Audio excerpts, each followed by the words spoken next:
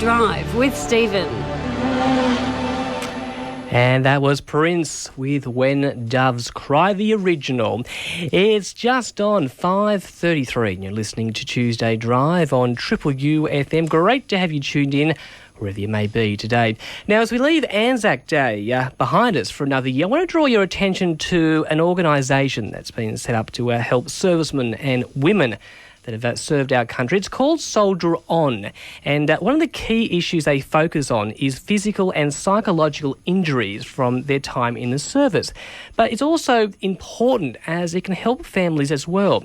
Eleisha Ryan joins me here at Triple UUU FM Studio today to have a chat about some paintings that she's produced, which, and I dare say, raised for more money than she was anticipating. That was actually donated to Soldier On as well. Eleisha, welcome to Tuesday Drive.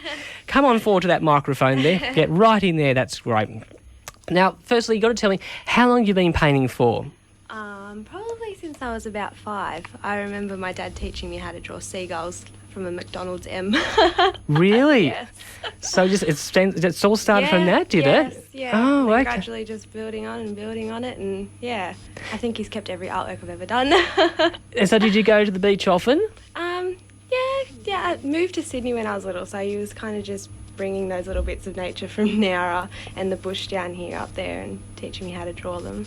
Yeah. So when you were in Sydney, did you sort of find the inspiration up there at all? No, I actually didn't like drawing buildings Yeah. and architecture at all. It was coming down here and collecting the shells and seeing the birds and the animals, and yeah, I really liked that. So you can't beat the flora and fauna on the South Coast, can you?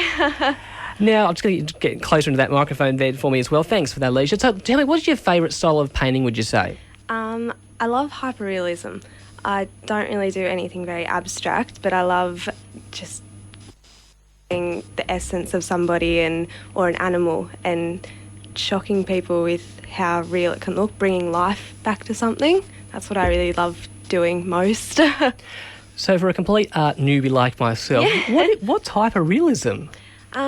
Well, it might get a few photos of a person that's passed away, and instead of just drawing the one picture that I've got, I'll reference all the images and see what their quirky little features are, like a way that they hold their eyes or hold their mouth, or a certain way they smile or when they concentrate, and focus on that. And I want the drawing to look as much like a photo as possible, but even more so, maybe. Okay. Yeah. So you're taking a real life picture, you're turning it into a photo, but then what you sort of add is something a little bit quirky to it, are you? Yeah. Oh, okay.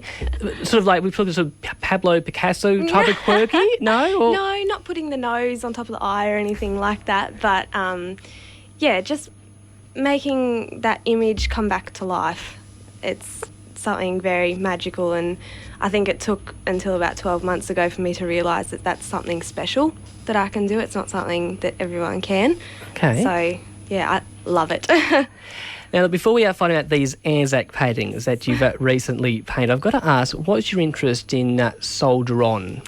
Well, it started with Lee Kernaghan's The Spirit of the Anzac CDs that he brought out for the centenary last year. I went and saw him at the Shoalhaven Entertainment Centre, and then realised that all his artworks are inspired by archives at the National War Memorial.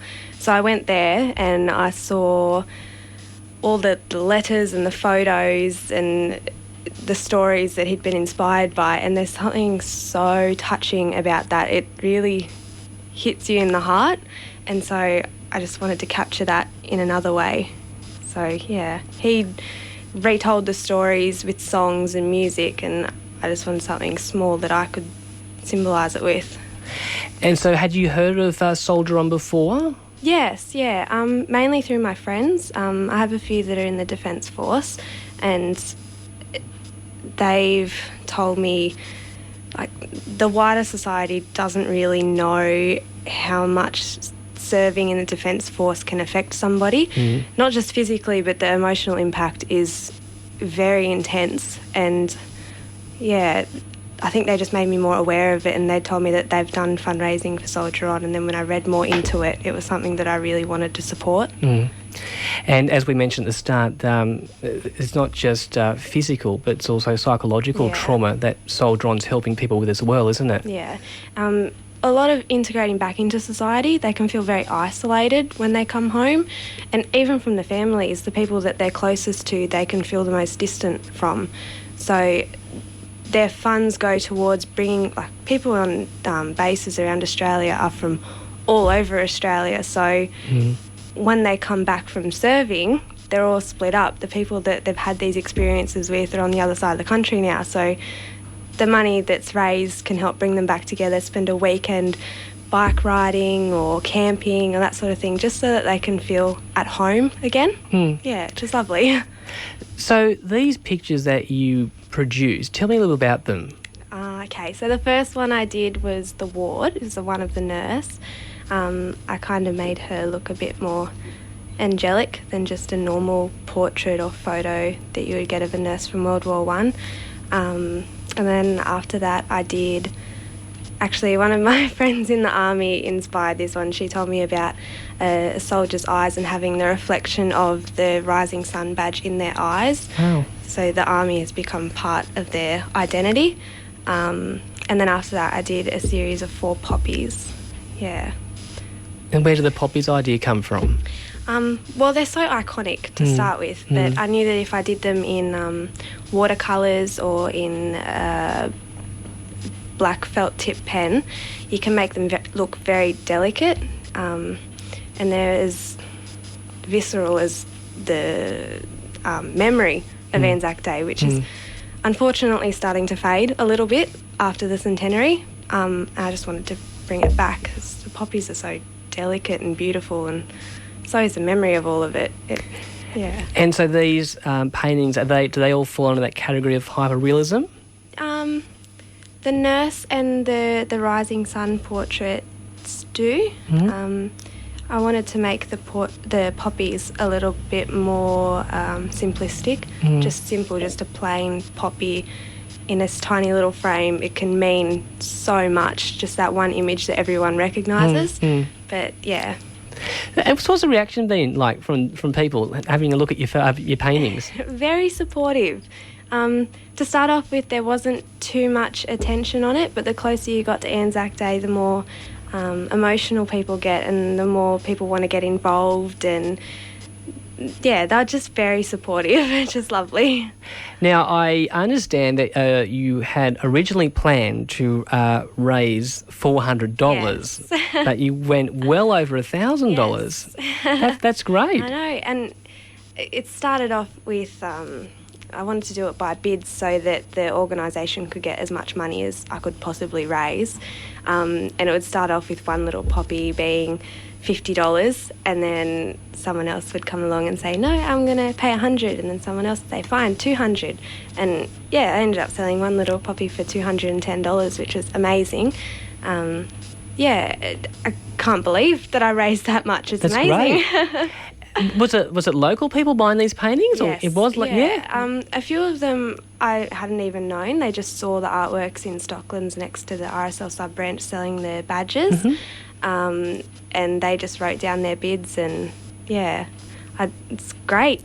People that I don't know want to get involved as well and support something like this. It's wonderful. And did you contact Soldier-On beforehand? Yes. Okay. Yeah, I messaged them and said, is there any registration or something I have to do? I just want to do these artworks, I want to sell them, and I want to give the money to you guys. And they were very supportive. They wanted all my details and photos of the artworks as I went along so they could promote it on their Facebook site as well. So, yeah, they were very good as well. So, look, final question for you, because I know you've got to go home. Where do you see yourself going next with this project? Is it finished now for you? For this year, it is. It was the first year that I've done it. I've always wanted to do Anzac artworks or defence artworks, but I've never had the chance. I'm so busy with commissions and just working. But this year I thought, no, I'm going to do it. I've got 2 weeks until Anzac Day. I'm going to smash them out. And it was a huge success. So next year I'm going to do it again. But hopefully this time next year I'll be over in Europe and I'll get to go to Gallipoli and make the artworks from there and hopefully raise more. I dare say you draw a lot of inspiration in there in Gallipoli. Yes. That'd be, quite an emotional time for you. And the fact that you will have Soldier On there behind you as well. And, fingers crossed. Yes, Fingers crossed. hopefully it's the annual thing. Please keep in touch with us. Yes. Could we love to follow your story here on Tuesday Drive and find out how it all went. Eleisha, thank you so much for joining me this afternoon. No, It's thank been you. a pleasure to talk to you. And look, good luck with it all. Thank you. And if you're interested in finding out more about Soldier On, you can head to their website at soldieron.org.au, and we'll pop the website up on our Tuesday Drive Facebook page very soon. And it's not only humans that can help. Our four-legged friends have been assisting the cause as well. Two Siberian Huskies, Banzale and Lexus, lending their paws to raise money with their owner, David, who's a current serviceman of the Australian Army and recently been diagnosed with PTSD. Now, he's going to be a part of the Australian Sled Dog Sports Association season around the country, and he's hoping to raise $8,000. So we'll keep an eye on that. But for now, here's a song for all our friends who work hard to keep our country safe.